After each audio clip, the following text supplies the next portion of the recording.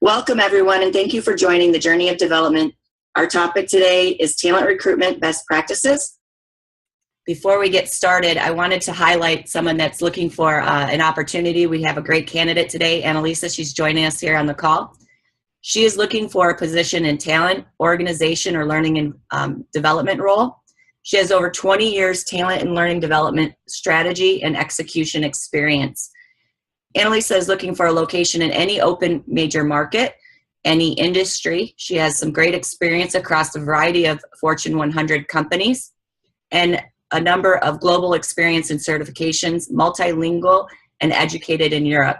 If you know of an opportunity for Annalisa, please go ahead and check out her profile or share a recommendation with her or make a referral and have them reach out to her. I'm going to put a link to her profile in the chat box. So if you know anyone or want to save that for later, that will be there for you. Hello, everyone. I would like to introduce myself. I'm with Prior Learning Solutions. I am a continuous learner, and I feel engaged and empowered learning from the experience and wisdom of others in my network, as well as sharing my experience gained through over 20 years of sales, marketing, and operations management.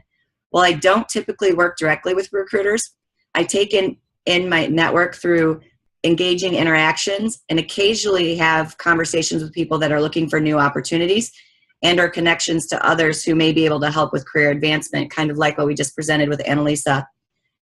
Through these roundtables, I take topics that I learned from those in my network that are things that they're either struggling with or find challenging and would like to learn more about.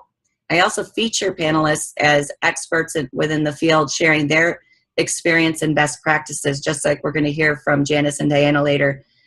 My only ask of you is to keep me in mind as you learn of organizations looking to reduce turnover, strengthen their succession planning, or develop leaders. Our programs include blended solutions of live and e-learning to improve practical skills and broaden knowledge across the organization, from frontline, new manager, all the way up to executive level employees. With that, I would like to get started. Our first panelist today is going to be Diana Logan. Diana has built a successful career in the recruiting field for over 20 years. She has worked as a recruiter, business partner, and people leader for award-winning large and mid-sized organizations. She has worked on building transformational human resource systems, processes, programs, and practices to reduce time to fill costs per hire and increase quality of candidates. Diana is an active content contributor on LinkedIn and well-connected in the Philadelphia talent acquisition leadership community. She believes in giving back and volunteers her time to help people in career transition. Diana, do you want to go ahead and take it away? Yes, thank you so much, Nicole. I appreciate being invited to this session. Well, welcome. So I met Nicole a couple weeks ago, and I was asked to share some of my creative strategies that I've developed over the years in collaboration with my teams. I've worked in a lot of industries which had very specialized positions and very shallow talent pools to attract candidates. So I wanted to bring some of my techniques and ideas to this group to share with you and hopefully inspire some of you to try new things if you're struggling with any type of talent acquisition challenges. Nicole, next slide. So on average, every corporate job, this doesn't include technical or specialized jobs, receives over 250 resumes of active job seekers. But only 4 to 6 of these people will actually be called for an interview, and only 1 will be hired. This has created an enormous volume of people that are out looking for a job, which may or may not be called, qualified, or contacted. So they feel we have created this giant black hole with a lot of the technology that has been launched. From the recruiter perspective, this is an enormous administrative burden. Many times jobs can be posted 4, 6, 8 weeks while you're sourcing and interviewing and moving people through the process. And in those 4 to 6 weeks, your recs are piling up and you're just getting more and more people. Unfortunately, the resume today is not a good indicator of the person behind the bullet points, and most people don't have very good resumes from a recruiter perspective. So recruiters are looking through 250 resumes under 3 minutes. They're rushing through them. They have an enormous amount of work to do, and it's not a good use of their time. Next slide, Nicole. What I've found is that the best talent for most of our industries are active in their own industry. By active, that means they are engaged, they are known, they're contributing, they are out there, and they are there to find if you start to look. So as recruiters, we are constantly faced with finding the best talent. People that are creative, innovative, self-directed. We support lean matrix managed organizations, which truly are looking for leaders at all levels. People that have energy, enthusiasm, ideas, creativity. There are many exceptions to that, but I've found for the most part, even if you're recruiting for truck drivers, you want the best truck driver, you want the best busboy, you want the best person in finance. So the easiest way to find these people is start getting out from behind the curtain and start to look for people where they live, work, play, rest, relax. Not only look for them, but have them look for you. You have to become well known in your industry, and we need to become alive with our brand and what we're offering. Our candidates can come alive using all kinds of virtual tools and connections now. So it really helps you connect with other live human beings in your industry versus just looking for a piece of paper. Where are these people? They're on social media. They're in industry networking events, CME classes, continuing education. Many regulation positions require continuing education, so go to where those people are. You can go to local meetup groups or Google groups. They're published, they're free, and you can meet people in your industry that way.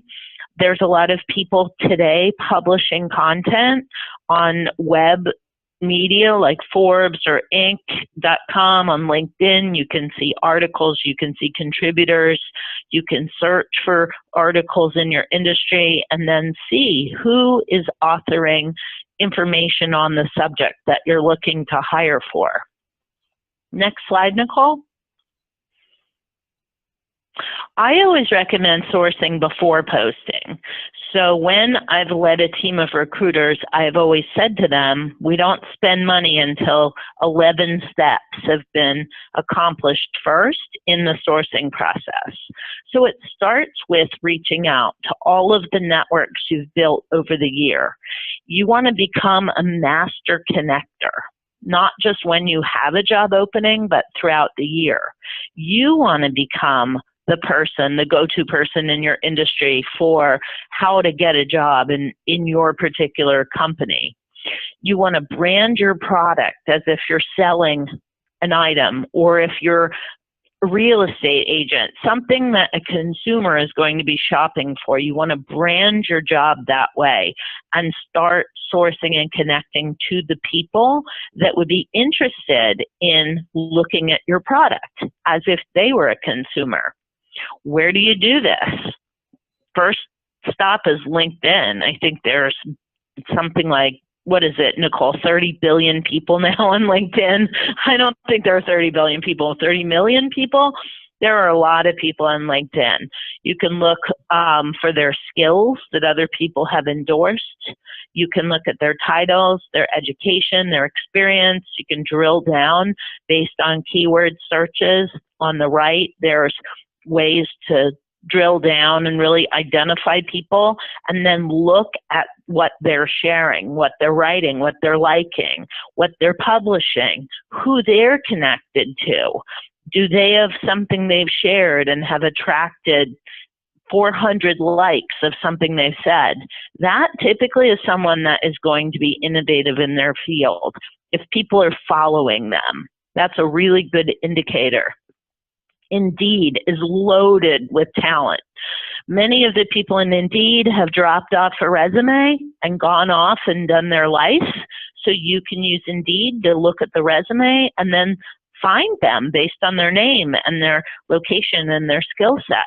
Use Boolean logic and search strings to understand who's publishing on Google, Bing, Yahoo.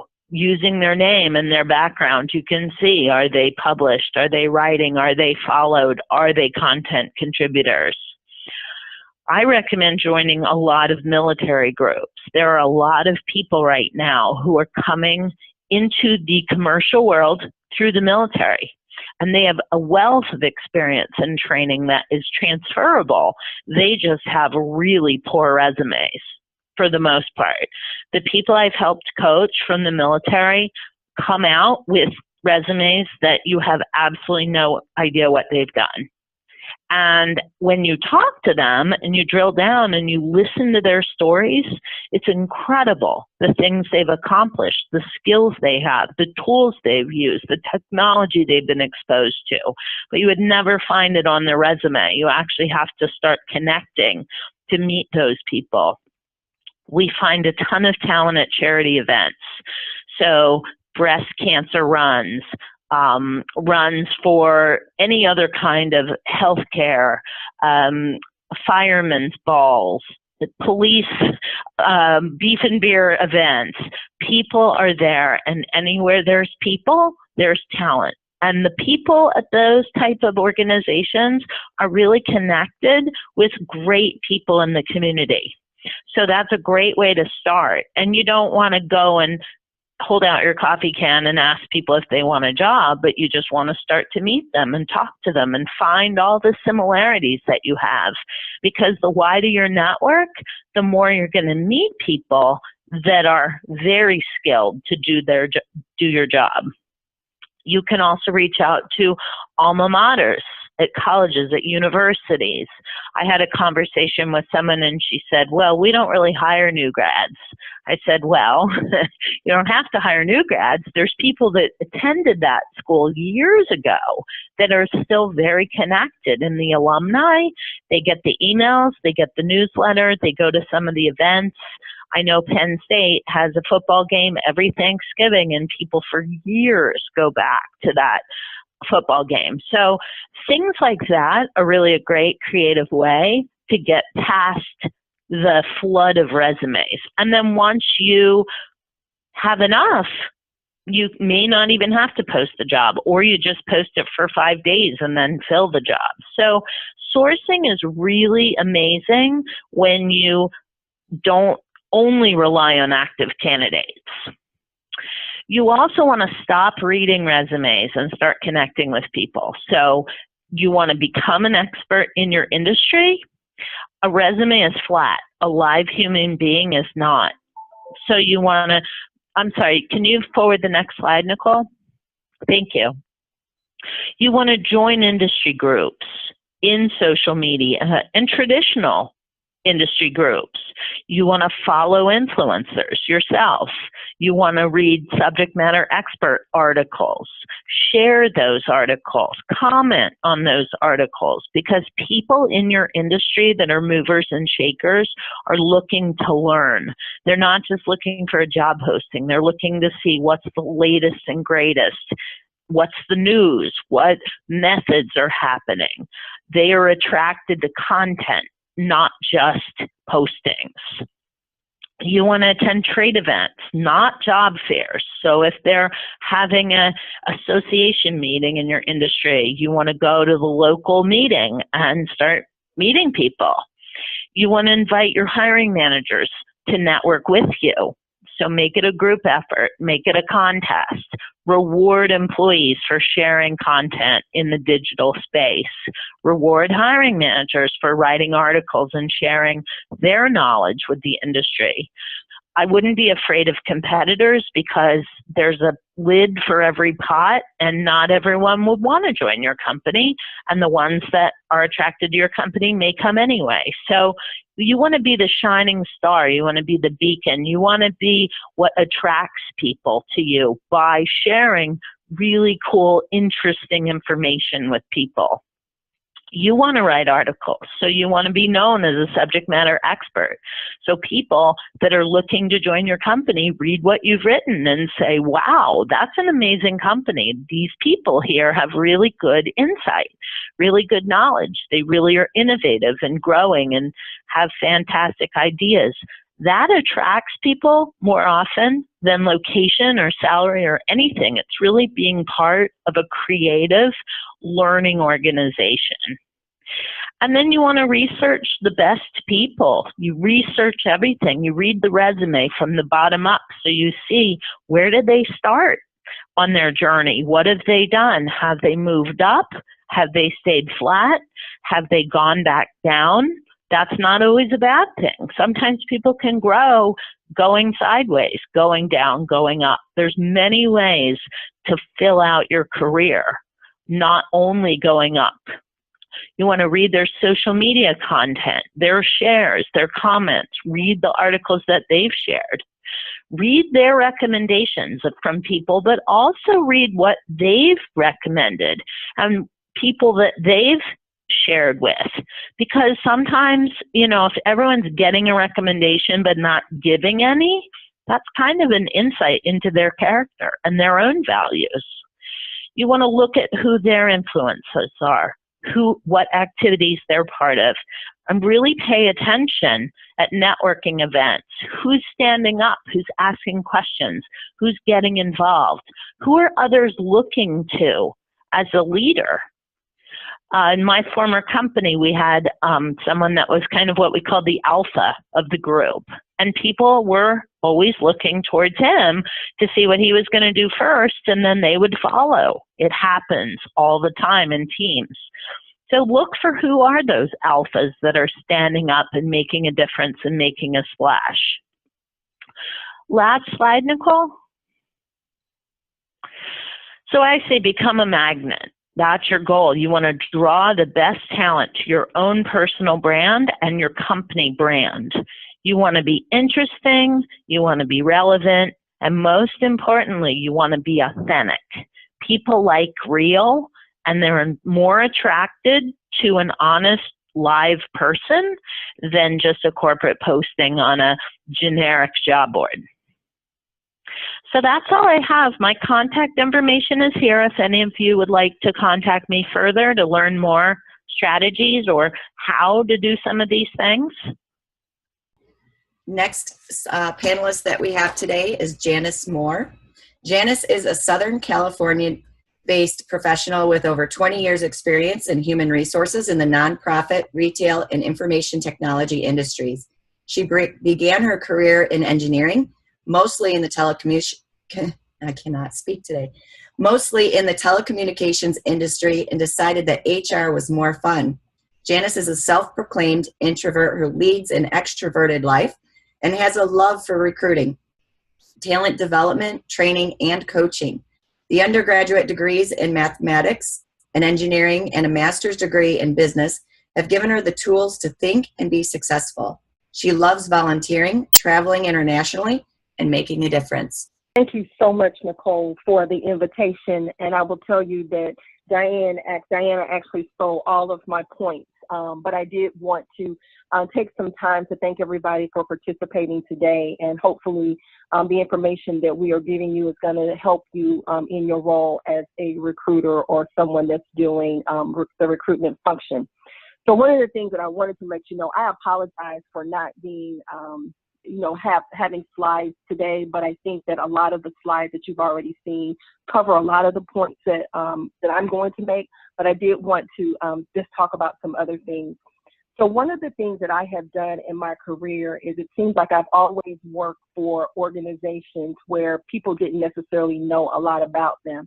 And the reason that I mention that is that if you're not working for a name brand company or a company that everybody knows about, one of the first things that you'll need to do is to make sure that you have your organization branded. And what I mean by that is branded for the actual candidates that you might be actually reaching out to. So if no one has heard of your particular company, or your company has not all positive reputation in the community, one of the things you'll need to do is to kind of be able to establish yourself. So having that branded recruitment material, having the information to dispel the myths, because again, if you look at any company on Glassdoor, which a lot of people who are job seekers look at, they go out on Glassdoor and they see all of the negative things, but not necessarily a lot of the positive things. So you might have to become a salesperson, even within your organization, to sell people on your company and also to sell people on the opportunity. So the first thing I will tell you is that you want to definitely begin with the end in mind. And what I mean by that is that you know the type of person that's going to be the right fit. You know the skill set that the person needs to have.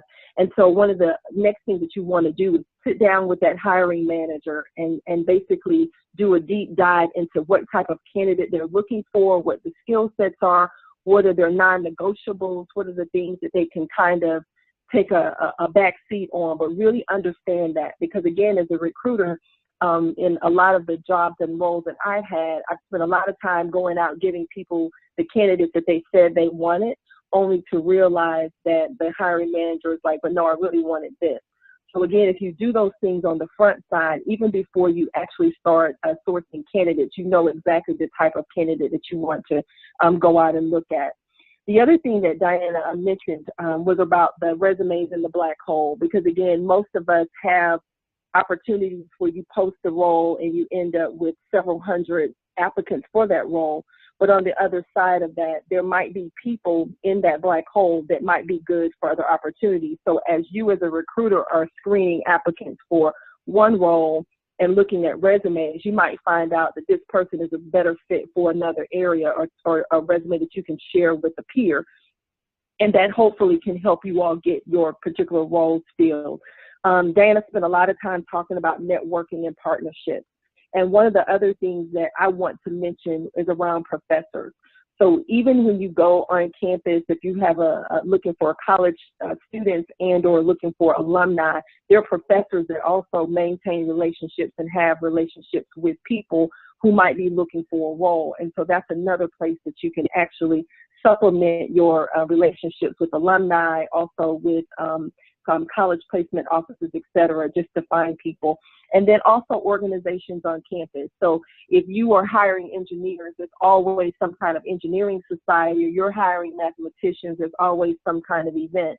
And when you do those particular events and participate, you're not necessarily going there because you are looking for people today, but you're going there, as she said, to basically form a network. So there might be a person that you meet today that 5 years down the road is someone that you might see an opportunity, remember that you contact with them. Of course, you accept all LinkedIn requests or whatever to maintain those particular contacts. And then those people can be people down the road that you might be able to network with and then offer opportunities for them to do that. The other thing that I wanted to talk about is the candidate experience. So again, one of the things that Diana mentioned was the fact that you might only look at 3 or 4 people and you get that, rejection email saying, thank you for applying for this particular role, but at this time, your qualifications don't meet, et cetera. Well, just because their qualifications don't meet for that role, if you're a really good recruiter, then you can talk to that candidate about things that they might be qualified for. So again, one of the things you don't want to do is to close every door behind every candidate, but also have some kind of process, especially for people that you feel like you can move on to other areas so that they can also be successful. Within your own employee ranks, there's also some things that a lot of people call the employee referral. So even if I'm not necessarily looking, I might know 5 people who are. And so some kind of incentive, even if it's just a thank you, a free lunch or something like that. Because again, if you've got good people in your organization, good people tend to network and know other good people. And so just getting the word out that you're hiring, the type of candidates that you're looking for, even within your own employee base, and especially if you built a culture and your associates in your organization are engaged, then they are definitely willing to refer other people to roles that might be open. She also mentioned about going to conferences. And conferences are definitely a great way, not only for networking for yourself, but also networking amongst people who are either passive job seekers or people who are even active job seekers. And again, even if you don't have an opportunity for them today, it's still a good idea to maintain that Rolodex or maintain that contact with those folks, because at those conferences, those are the places where people are there not only for continuing education, but again, they might know someone that might be looking for a new opportunity. The thing about sourcing that Diana mentioned earlier is that sourcing is very time consuming. And I know that, some of you are probably thinking, man, that's a whole lot of work just to get one position filled. But I tell you, if you do the work on the front side, it just makes your job a lot easier. And you can always go back to the candidates that you've reached out to, that you've networked with, and, fill roles in a very quick fashion versus if you have to start from scratch every time you actually post a particular role that you're looking for. And I can't emphasize enough being able to understand the relationship with the hiring manager, what the skill sets are, and then also being able to sell your organization to that particular candidate. Again, when you're looking or when you're working with passive candidates, one of the opportunities that you have is that, hey, this person may not even be looking for a role. So what is the special sauce about your organization or about the role that they're in that's going to convince them to drop everything, to leave the role that they're in, and then to come to your particular organization? And so just being able to know what the expectations are of the role, kind of what the responsibilities are, what that onboarding process looks like for a candidate, as well as what, their first 60 days, first 90 days is going to look like, as well as what the career path looks like for a particular candidate going forward, because those are all of the conversations that any person who is seeking to leave where they are to go to a new opportunity is really looking at. Again, beginning with the end in mind. So what does this company look like 5 years from now? What does this company look like 10 years from now? And then what the opportunities look like for them as a person, and definitely about growth. I don't know too many people who are either passively or actively looking for an opportunity or only looking for something for 1 year. Most of them are looking for an organization that's going to support them, that's going to support their growth. And I tell you, as a recruiter, if you don't have those things in place in terms of knowing what the opportunities are now and in the future, then that's something that you definitely need to put in place with other folks within your organization, just to make sure that everyone understands the different roles and responsibilities, and that people are not just going to come for a paycheck, but most of them want to come not only for a paycheck, but also to have some level of fulfillment in their own personal careers. Those are really all the things that I had. Like I said, I think Diana did a really good job of covering most of the things that I would have said earlier today. So at this point, I'm going to turn it back over to our moderator, Nicole, and to see if anyone has any actual questions. Thank you, ladies. For our attendees, if you have any questions, please go ahead and type them in the Q&A box. I'll be watching the chat and the Q&A to answer any questions that you have. We don't have any questions coming in yet, but I'm wondering if I could ask a question of you ladies. You talked about a lot of ways to establish yourself and finding the right candidates before they apply. So really establishing, I guess, perhaps your own brand as a recruiter. And I'm wondering what your thoughts are, because I myself personally, through my own experience and some of the comments I've read through LinkedIn, have noticed that some frustration from the seeker side with people in recruitment not really knowing what they sell, so to speak. I'm going to use what I understand, which from a sales standpoint. So, for example, people that market themselves or showcase themselves as a talent recruiter for technology, but don't really understand the terms that are out there and the knowledge level that's there. Can either of you speak to how, as a recruiter, to best really brand yourself and really gain that knowledge that you need to recruit well? I mean, I would say, I'm sorry, Janice, I would say go sit with your hiring managers and spend time with the people doing the job, so you become an expert in what it is you're selling out to other individuals. Janice? Yeah, and I was going to say the same thing. So I've worked in retail, and when I transitioned from the technology space over to retail, I knew nothing about what it meant other than to be a retail customer because I shop. That's one of my other pastimes.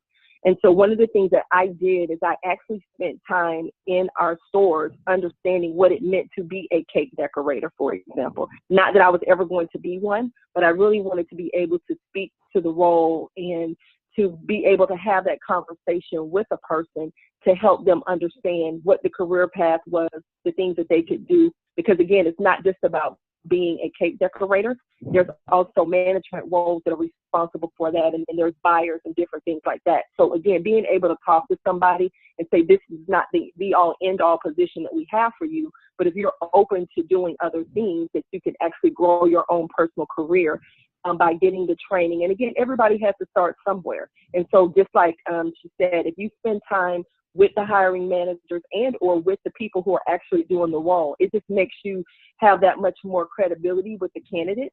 And then also understanding the company and the environment at the company and what it means to be in this role, what work-life balance or lack of looks like, et cetera. And then how much time that person might need to be in that particular role before they can start seeking other opportunities. But it's definitely about sitting with the hiring manager, also watching the people who are doing the role, and in some cases even doing the job, even if it's just for 15 minutes, so that you have a great understanding of what the expectations are. And that, like I said, that's the thing that really helps you build credibility as a recruiter.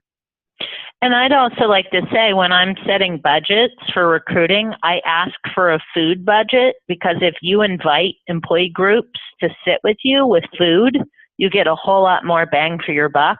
And if it's a virtual team, invite people to connect on the phone and then send them a gift card to Starbucks or the local deli or something so that they can go get a free lunch and bring it to your meeting, and all talk on the phone or on Skype or whatever. But those employee focus groups are so critical for recruiters to really look at the team dynamic and understand where those people would be looking for jobs.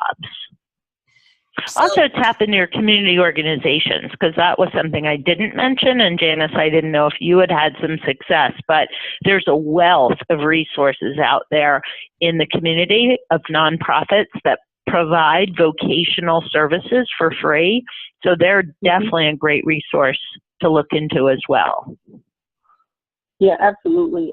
So one of the partnerships that I've done, especially some of our stores and clubs in the retail space, have a need for people who have food experiences. And so even partnering with culinary schools to provide internships, externships, et cetera, that's definitely a way to seek candidates that you won't necessarily actually seek. I will tell you, having gone into retail, you know, that whole establishing the brand and establishing, you know, just kind of a baseline understanding with potential candidates. Because again, when you think of retail, most people think of long hours, never get any days off, all of the negative, but they don't necessarily see the positive aspects of going into a career in retail. And so one of the things that I always say during the recruiting event is don't snooze on retail. Everybody is not making, you know, minimum wage. There are lots of opportunities within retail that give people, you know, a very good, you know, work-life balance, as well as also from a financial piece. And so again, just having people think about something bigger than, and everybody's not working as a cashier. There are a whole lot more things that happen.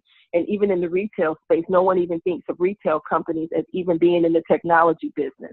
So if you think about it, technology is what runs all the registers. Technology is what ties all the people together. So again, just being able to think much bigger than, oh, you work in retail, so you must be a cashier, or you must be a person that does stocking. There's so many more careers there that are available to candidates if they're interested in, you know, growing their career. Do you have any suggestions for recruiting for nonprofit positions that require a specific skill set? Yes, I've done that. Community recruiting is the way to go. I know there's regulations in nonprofits and you have to follow those. So if you work with a community organization, whether it's ResCare, whether it's the Goodwill, whether it's any of your local vocational services, Boys and Girls Club does it, military groups do it, they will work with you with your requirements, and they will match people for free that meet your regulatory requirements, as well as the one-stop EAP centers. Every state has a different name for the unemployment center, but they will help you for free identify those people with the skill sets.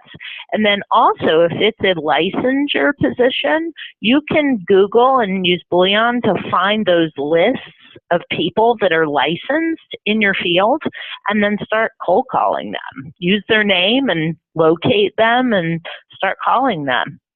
We hired a lot of nurses that way. They have a list that the state produces, and we just started calling nurses, and we found people that way that were interested. But again, you have to be a magnet. You have to develop this beautiful brand that people are attracted to.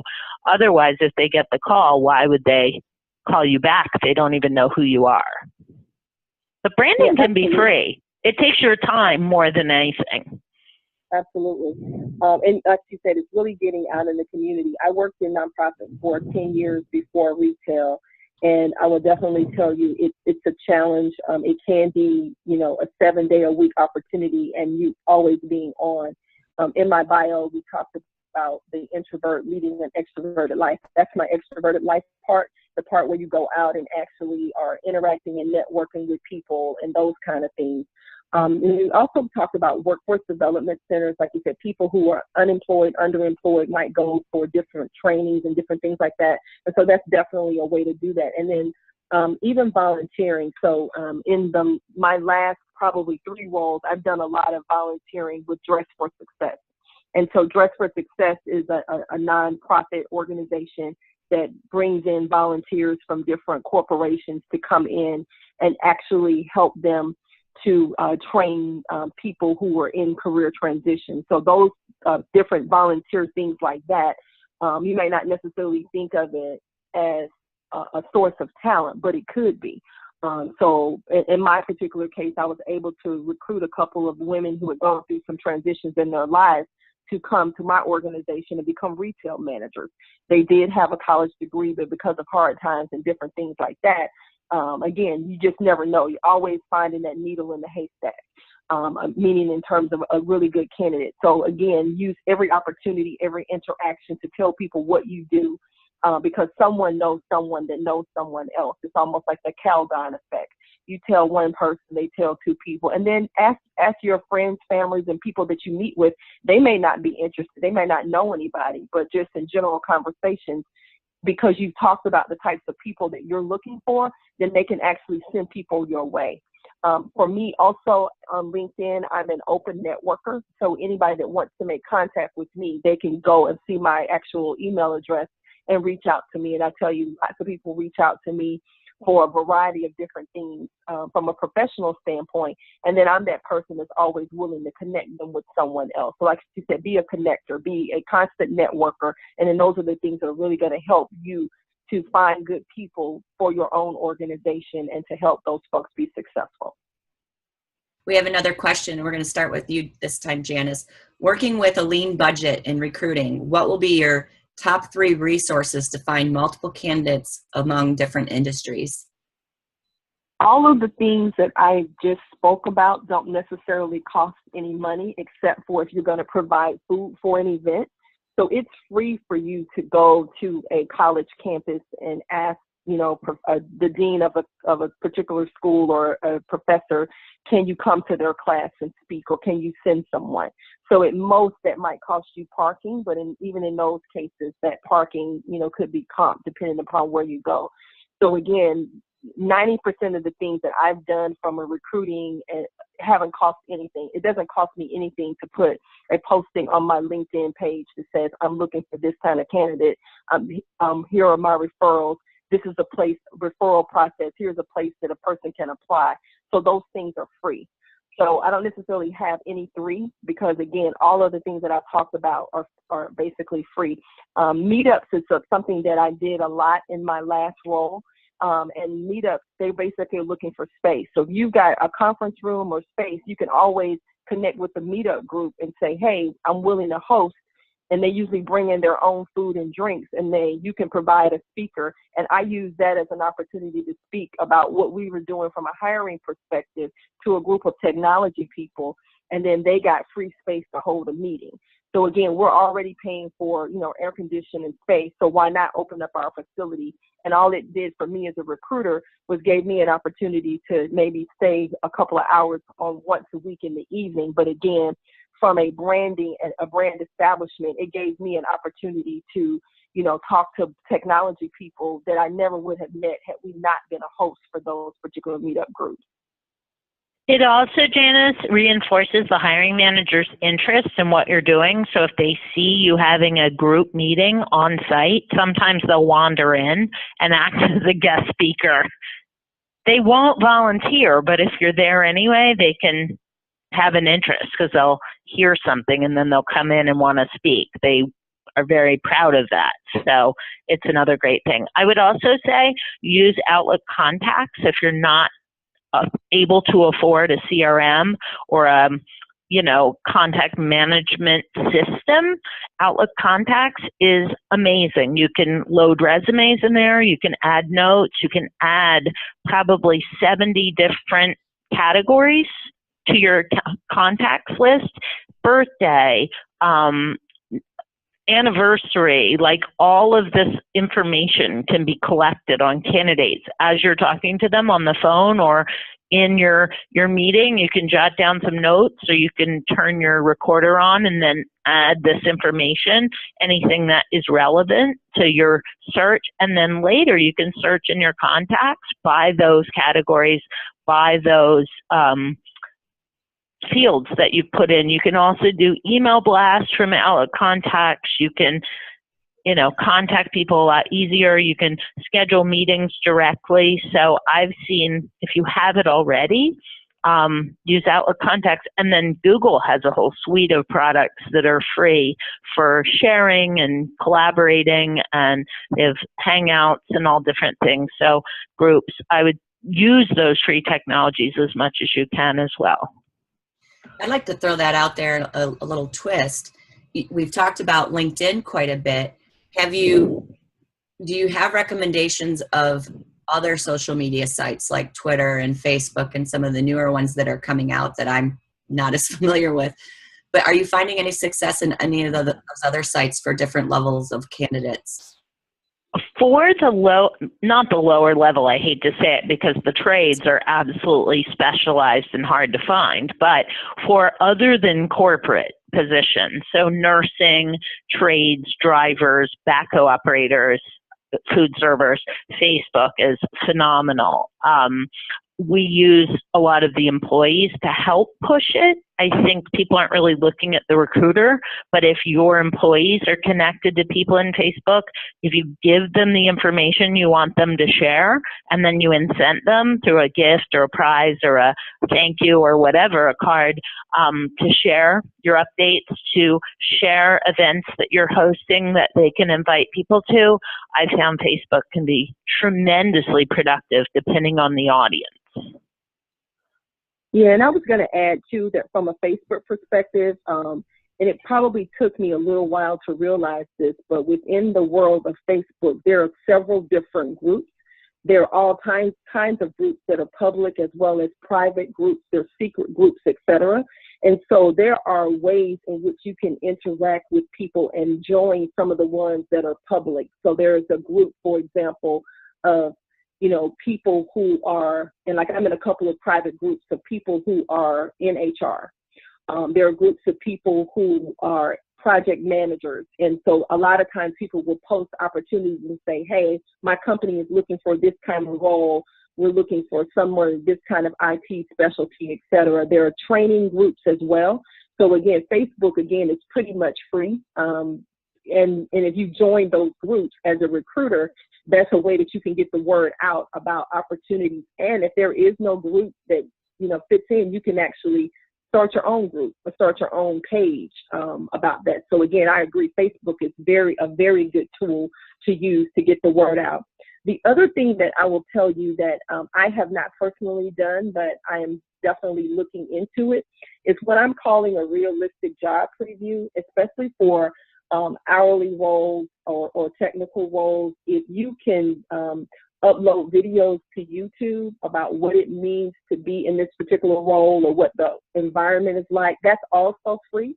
So if your company or organization has a channel that you can upload those videos to, at worst case, you can do the video on a cell phone and still have pretty good quality and, you know, interview people and talk about it. But again, that's a way to look at it. And that's something that you can actually, you know, send your Facebook candidates to. Hey, if you ever thought about an opportunity doing this type of job, go to this link on YouTube and you can hear about the role, et cetera. And so that kind of gives people an idea before they even apply or during the application process of what it's like to work at the particular organization. And again, I know some companies, you know, have the resources to actually do professional videos, but if you don't, it's still a way to get the word out. So kind of like they call them blogs, video logs, or just doing just kind of like a brief infomercial about your company, about the opportunities, you know, what to expect in the candidate process.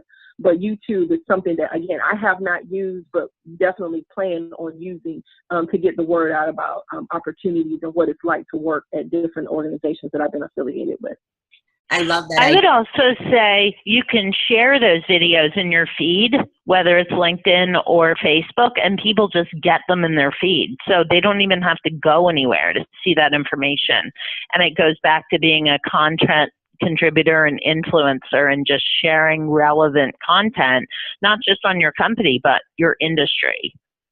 I can share from my experience and from a marketing side that you, well, from a candidate perspective as well as the marketing perspective, the seeing those explainer videos, they make it really easy to understand what you're getting into from a candidate side and understanding the culture of the company you're looking at. The one thing I would suggest is to take a look at. There's a lot of different resources available online now with how expanded the internet has become. 5R is one that I like to use, and it's pretty inexpensive, especially when you're on a lean budget. If you have something kind of sketched out or even clips, you can find designers that will help bring that together, even if you don't have a department to do that professional commercial video. So there are a lot of ways to take advantage of cost-effective tools.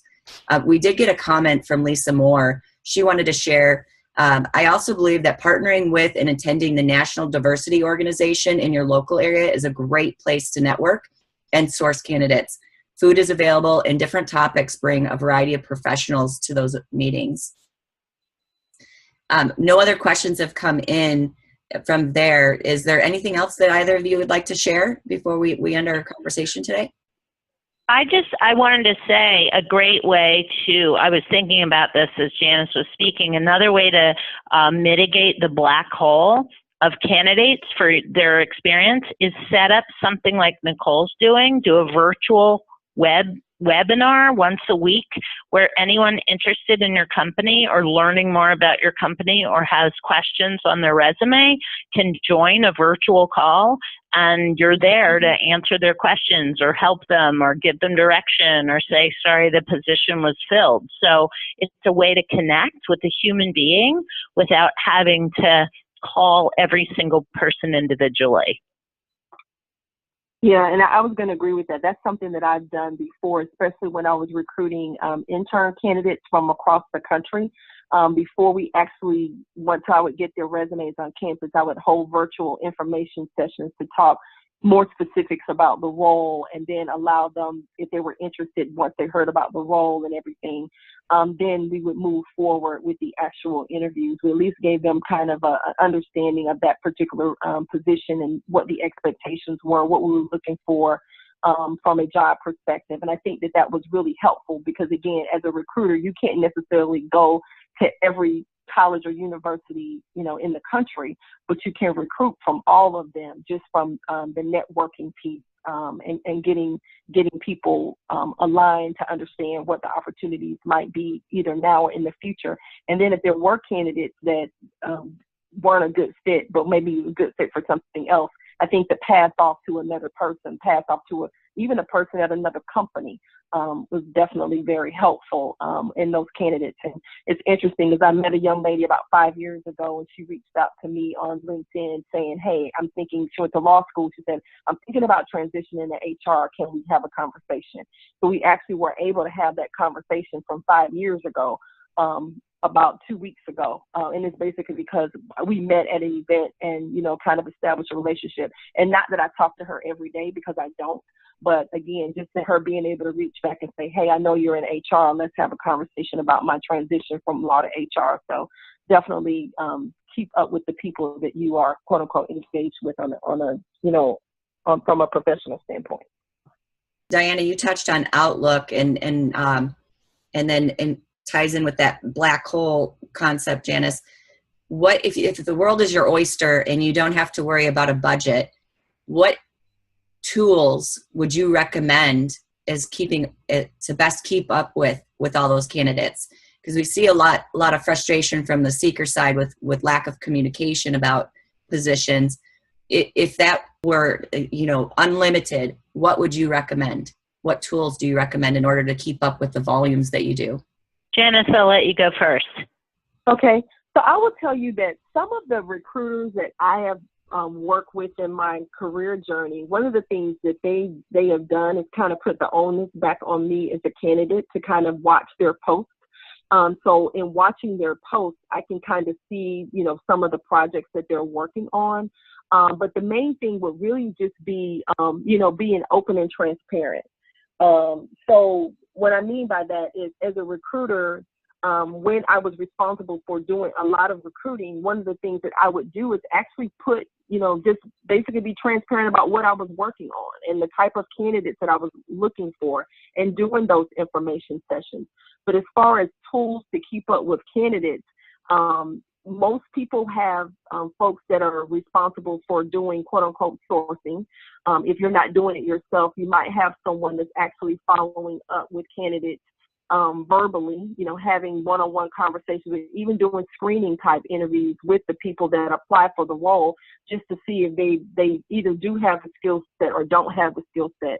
Again, very time consuming, but if I had an unlimited budget, that would be something that I would do, especially in the organization that I'm with right now. We hire all types of people. So there is probably a place for every background, every experience possible, with the exception of being an astronaut. So again, with an unlimited budget, that's exactly what I would do. I've been able to do things without much of a budget. With an unlimited budget, I don't even imagine what I would do, because I've never been in a job where I had an unlimited budget. But I would say I agree with Janice. I'd also say I use Google Voice real extensively. Recruiters have used Google Voice. So depending on the audience, people appreciate a text, and you can send group text messages for free using Google Voice. You can also set up a number in that area. So if you're recruiting from a different location and you need to contact people out of the area that may not pick up your number because it's an unknown area code, you should get a Google Voice account to text people. Also, after every round of reviewing, don't sit on a resume. If they're not a fit because of their skills, send that person a note and just say, look, I'm sorry, you don't have these exact skills that we need for the job, but we will be happy to keep you in the database. And like Janice said, put some onus back on them. You know, if you see something posted or you connect with someone that's sharing about an opportunity, let me know. Here's my contact information. Connect with me on LinkedIn. Like me on Facebook. Here's my Twitter. However you want to do it. Here's my text. Give them your Google Voice number. Be very transparent. Have virtual job fairs where they can call in. Another great strategy I've used in organizations without much budget for the volume is really tap into your customer call center. So they're usually manning that 24 hours a day, or at least a lot more than you're there. Ask them if they could take the first round of calls and give them a script and say, if anyone calls about job opportunities, could you prompt them with this information? So that's come in handy. They've had information about job fairs. They've had information about positions that are hot positions. So if people call in, they can share that information. Depends on your call center, but that's a great resource to use. I would also read books on selling and the sales cycle and customer engagement. Anything that a salesperson is using probably is a good tool for candidates because, as Janet said, they are also customers and they are shopping your company. So read books on the sales cycle and take your salespeople out to lunch or have a team meeting with them and ask them strategies that they use to engage their customers. Because some of those are great for recruiters. Very good points. We have a note from Lisa. She says, as HR professionals, we can remember that we can always train candidates. A great example is Janice's transition to HR from engineering. I think that brings up a good point and perhaps our last piece for conversation today as we hit the next top of the hour. How do you balance taking someone under your wing versus just saying no? Does that make sense? For me, yeah, it does. And so for me, it's really about, and I hate to use this word, how hungry the person is, because again, everyone gets busy. So when a person asks me to be their mentor or to be their coach, it's not that I'm talking to them every day, all day, but we might have a conversation once a quarter, maybe once a month, maybe more often if they've got something special going on. But if it's a situation where the person disappears or, doesn't follow up, then that's where we can't continue this. So again, a lot of the people that I've been a mentor to, we have an ongoing relationship. I might not talk to them for 2 or 3 years, but they know that they can call when they need something, and I'm going to have that conversation with them. And then once the conversation is over, it's up to them to act on it. And if they choose not to act, then there's really not a whole lot that I can do. But again, it's about taking personal accountability and personal responsibility. So if folks are willing to do that, then we can have a mentoring, coaching relationship forever. But if they are not willing to do that, then we just kind of part ways and we're still friends and we see each other, we wave, in the wind. But that's just how I operate on a daily basis. And I would absolutely echo Janice. I think it is a lot up to the person, but I would also say define how you can help. And there are people that you're probably not the best person to help. So you want to be clear where your area of expertise is and really limit your help to the people that you are an expert for. And if you're not, hopefully you can connect them with somebody in your network, this wide network you've just built, that is better suited to coach them in their specific industry. I think those are great points. I as someone who's mentored others as well, I think you have to see potential in the individual.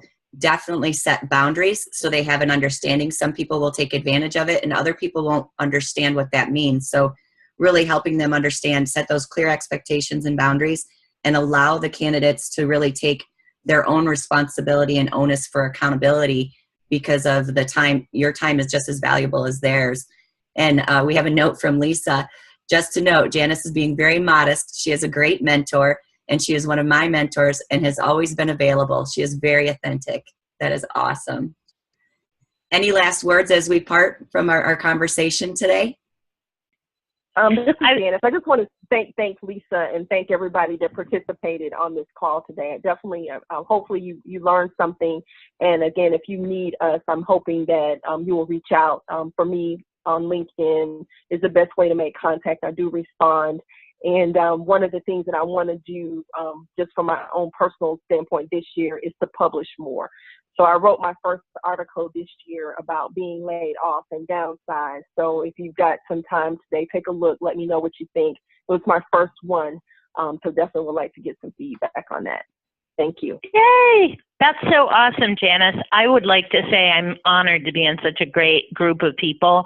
Janice, thank you so much for your amazing insight. And I started writing this year too. I published 11 so far. So it's very fun once you get used to it. But we're not authors, so we have to be okay with not perfect sometimes.